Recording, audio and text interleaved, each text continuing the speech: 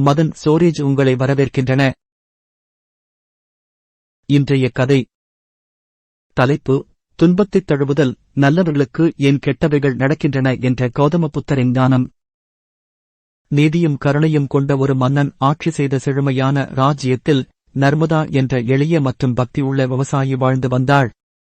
அவரது கடின உழைப்பு, இரக்கம் மற்றும் நேர்மைக்கு பெயர் பெற்ற நர்மதா, கடுமையான வறட்சி இப்பகுதியில் தாக்கிய போது கடுமையான வாழ்க்கை யதார்த்தத்தை எதிர்கொண்டார். பயிர்கள் வாடி, ஆறுகள் வறண்டு, அரசனின் அரண்மனை உணவு பற்றாக்குறையால் தவித்ததால் நர்மதாவும் அவரது குடும்பமும் கஷ்டங்களிலிருந்து விடுபடவில்லை. பல நாட்கள் உணவு இல்லாமல் இருந்த போதிலும் நம்பிக்கையுடன் இருந்த நர்மதா நிவாரணத்திற்காக மனதார வேண்டிக் கொண்டார். இருப்பினும் வறட்சி நீடித்ததால் அவரைப் போன்ற நல்லவர்களுக்கு ஏன் கெட்ட விஷயங்கள் நடக்கின்றன என்று கேள்வி எழுப்பத் தொடங்கினார். ஞானிகளிடமிருந்தும் அறிஞர்களிடமிருந்தும் பதில்களைத் தேடுவது பயனற்றது. நீண்ட பயணத்திற்குப் பிறகு புத்தர் மக்கள் கூட்டத்திற்கு உபதேசம் செய்து கொண்டிருந்த இடத்தை நர்மதா அடைந்தார். அறிவொளியை அணுகி நர்மதா கேட்டாள், எனது போன்ற நல்லவர்களுக்கு ஏன் தீமைகள் நடக்கின்றன? எப்போதும் நேர்மையாக வாழ முயற்சிக்கும் ஏழை விவசாயி நான், ஆனால் என் குடும்பமும் நானும் இந்த வறட்சியால் அவதிப்படுகிறோம். ஏன் இது நடக்கிறதா? புத்தர் நர்மதாவை பார்த்து புன்னகைத்து ஆச்சரியமான பதிலை அளித்தார். என் மகனே, உன் கேள்விக்கான பதில் எளிது. நல்லவர்களுக்கு இயற்கையின் விதிகளுக்கு அப்பாற்பட்டு இல்லாததால்தான் கெட்டது நடக்கும். நல்லவர்கள் மீதும் மழை பொழிவது போல கெட்டது. அதனால் வாழ்க்கையின் கஷ்டங்களும் ஏற்படுகின்றன. நல்லவர்கள் துன்பத்திலிருந்து விடுபடுவதில்லை, ஆனால் அவர்கள் கருணையுடனும் சமநிலையுடனும் அதைத் தாங்கும் வலிமையைக் கொண்டுள்ளனர்.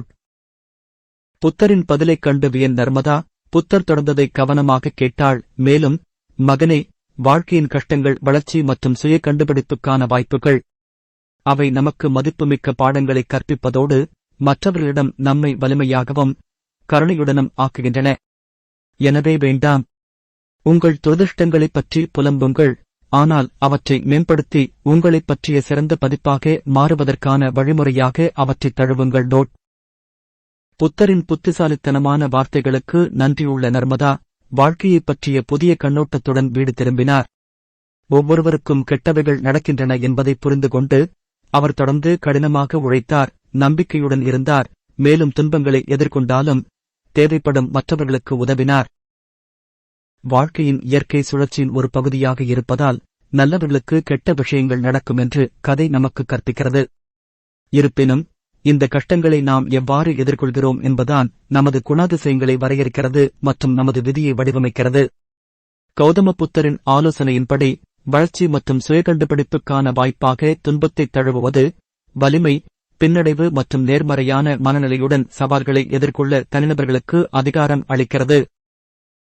எனவே அடுத்த முறை நீங்கள் கடினமான சூழ்நிலையை எதிர்கொள்ளும் போது கௌதமபுத்தரின் ஞானமான வார்த்தைகளை நினைவில் வைத்துக் கொள்ளுங்கள், மேலும் வளர்ச்சி மற்றும் சுய கண்டுபிடிப்புக்கான வாய்ப்பாக அதை ஏற்றுக்கொள்ளுங்கள்.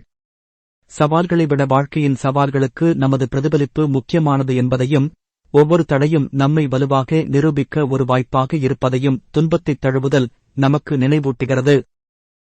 பார்த்ததற்கு நன்றி. தயவுசெய்து எங்கள் சேனலை குழு சேரவும்.